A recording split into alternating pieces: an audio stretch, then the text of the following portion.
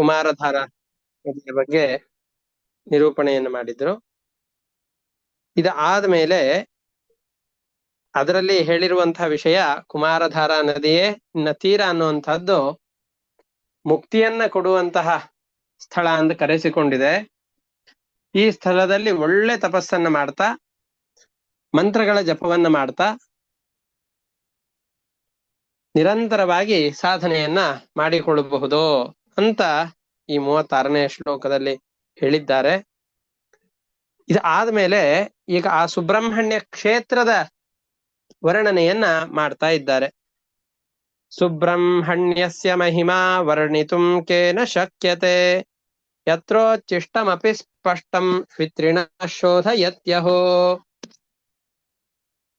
ಸುಬ್ರಹ್ಮಣ್ಯ ಕ್ಷೇತ್ರದಲ್ಲಿ ತಮಗೆಲ್ಲರಿಗೂ ಗೊತ್ತಿರತ್ತೆ. ಸುಬ್ರಹ್ಮಣ್ಯ ಕ್ಷೇತ್ರದಲ್ಲಿ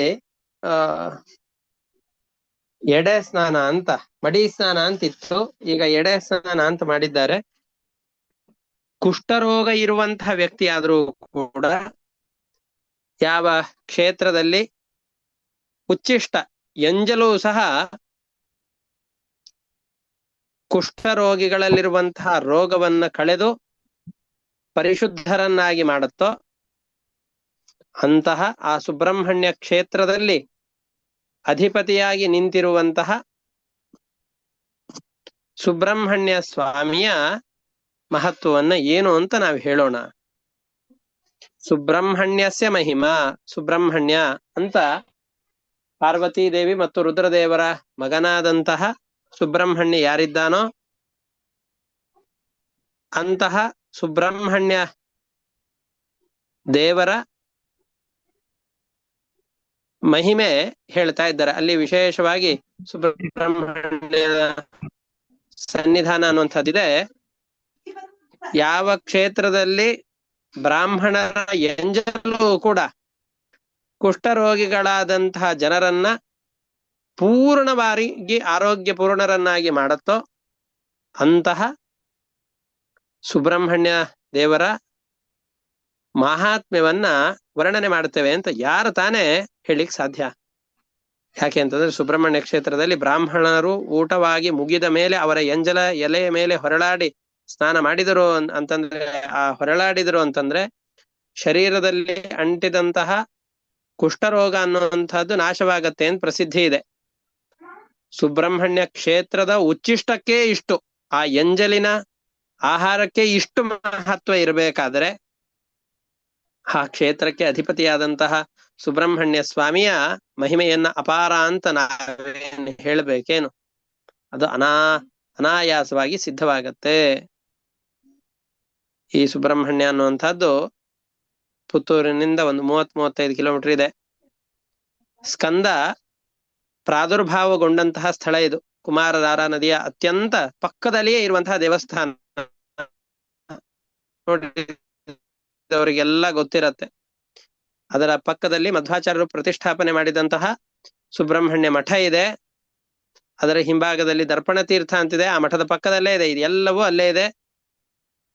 ಮಧ್ವಾಚಾರ್ಯರ ಪೂರ್ವಾಶ್ರಮದ ತಮ್ಮಂದಿರು ಇಲ್ಲಿ ಸನ್ಯಾಸ ಸ್ವೀಕಾರ ಮಾಡಿ ವಿಷ್ಣು ತೀರ್ಥರು ಅಂತ ಸನ್ಯಾಸಿಗಳಾಗಿ ಆ ಮಠದ ಪರಂಪರೆಯನ್ನ ಪ್ರಾರಂಭ ಮಾಡಿದ್ದಾರೆ.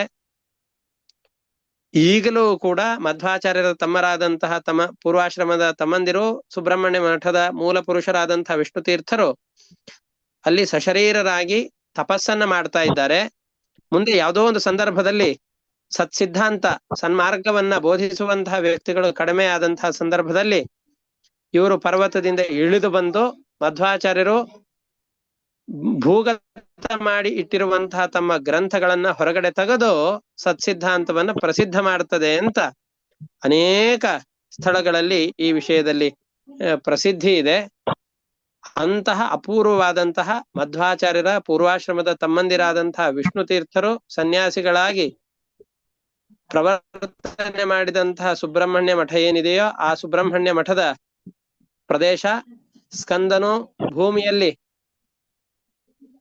ಸುಬ್ರಹ್ಮಣ್ಯನು ಈ ಸ್ಕಾಂದ ಮತವನ್ನ ಸ್ಕಂದನಾಗಿ ಅವತಾರ ಮಾಡಿದಂತಹ ಭೂಮಿಯಲ್ಲಿ ಅವತಾರ ಮಾಡಿದಂತಹ ಸ್ಥಳ ಇದು.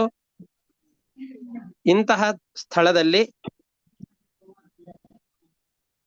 ಇಂತಹ ಸ್ಥಳದಲ್ಲಿ ಅತ್ಯಂತ ಪರಮ ಪವಿತ್ರವಾದಂತಹ ಈ ಸ್ಥಳದಲ್ಲಿ ಬ್ರಾಹ್ಮಣರ ಭೋಜನದ ಉಚ್ಚಿಷ್ಟದ ಮೇಲೆ ಉರುಳು ಸೇವೆಯನ್ನ ಮಾಡುವುದರಿಂದಲೂ ಕೂಡ ಇಂತಹ ಅತ್ಯುತ್ತಮವಾದಂತಹ ಫಲ ಸಿಗತ್ತೆ ಅಂತಾದಾಗ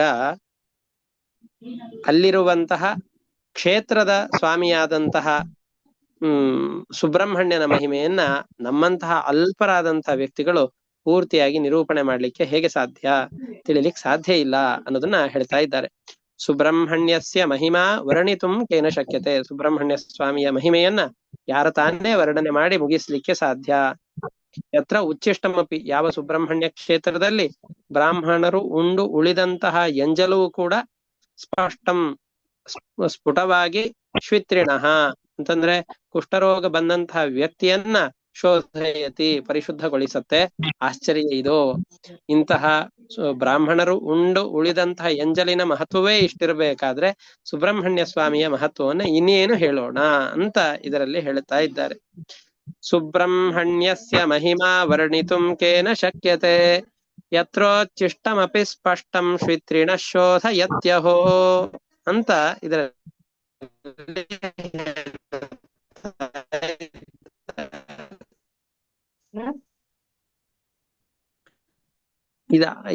ಮನೆಯಲ್ಲಿ ಅನೇಕ ಜನರು ಬಂದಿದ್ದಾರೆ, ಹೇಳಬಹುದು, ಅವಕಾಶ ಇದೆ.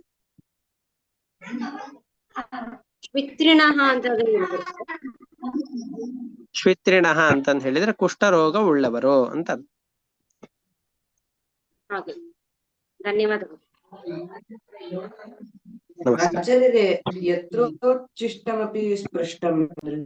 ಯತ್ರ ಯಾವ ಪ್ರದೇಶದಲ್ಲಿ ಉಚ್ಚಿಷ್ಟಮಪಿ ಎಂಜಲು ಕೂಡ ಸ್ಪಷ್ಟಂ ನಿಶ್ಚಯವಾಗಿ ಕುಷ್ಠರೋಗವನ್ನ ಪರಿಹರಿಸತ್ತೋ ಅಂತಹ ಸ್ಥಳಕ್ಕೆ ಅಧಿಪತಿಯಾದಂತಹ ಸುಬ್ರಹ್ಮಣ್ಯನ ಮಹಿಮೆಯನ್ನ ಯಾರು ತಾನೇ ವರ್ಣನೆ ಮಾಡ್ಲಿಕ್ಕೆ ಸಮರ್ಥರು ಅಂತ ಅಭಿಪ್ರಾಯ.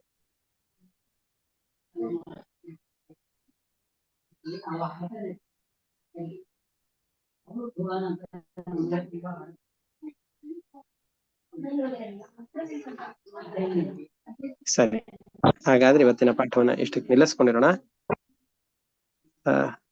ಹರಯೇ ನಮಃ. ಶ್ರೀಕೃಷ್ಣ.